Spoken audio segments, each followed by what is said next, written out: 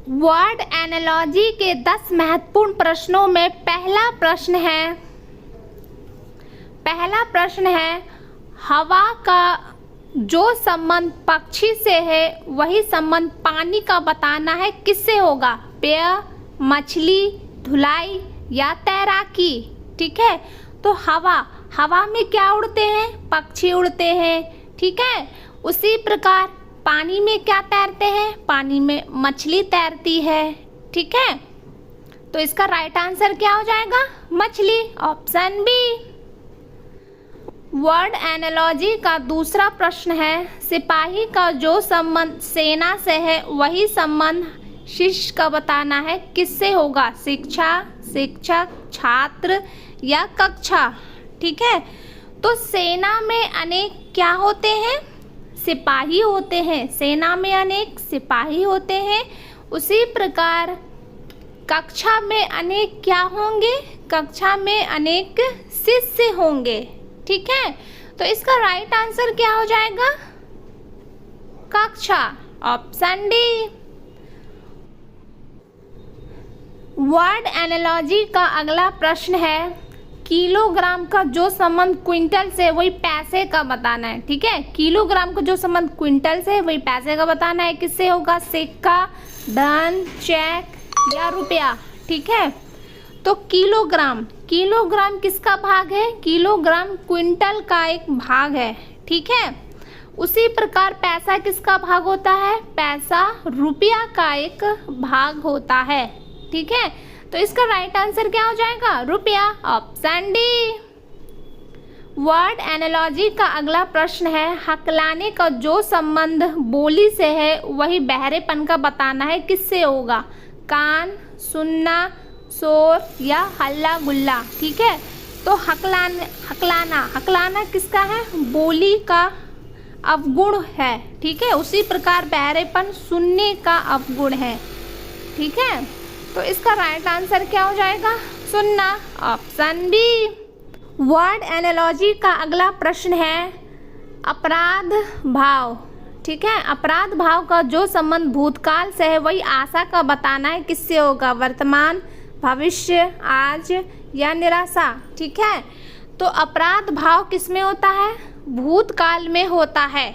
ठीक है, उसी प्रकार आशा किस में होता है? आशा भविष्य के लिए होता है। ठीक है, आशा भविष्य के लिए होती है, तो इसका राइट आंसर क्या हो जाएगा?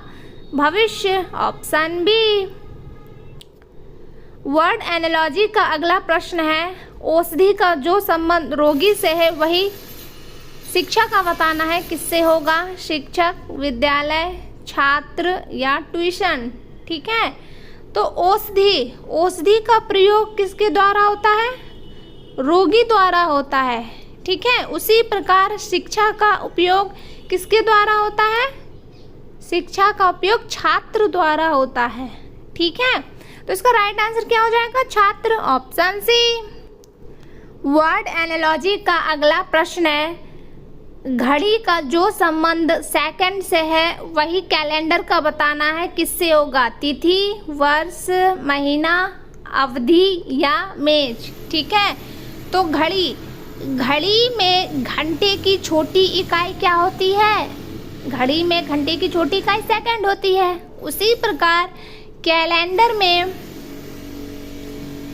वर्ष की छोटी इकाई क्या होती है? तिथि होती है। ठीक है, तो इसका राइट आंसर क्या हो जाएगा? तिथि, ऑप्शन ए।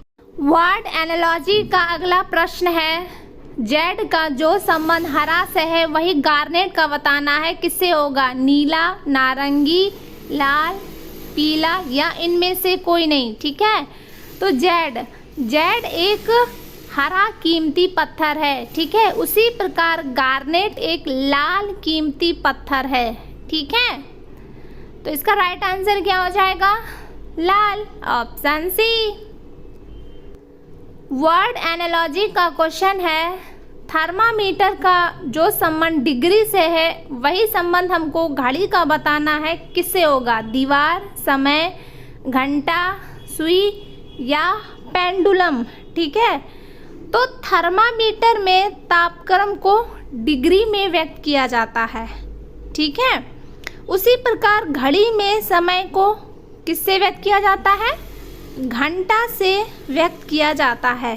ठीक है, तो इसका राइट आंसर क्या हो जाएगा? घंटा, ऑप्शन सी।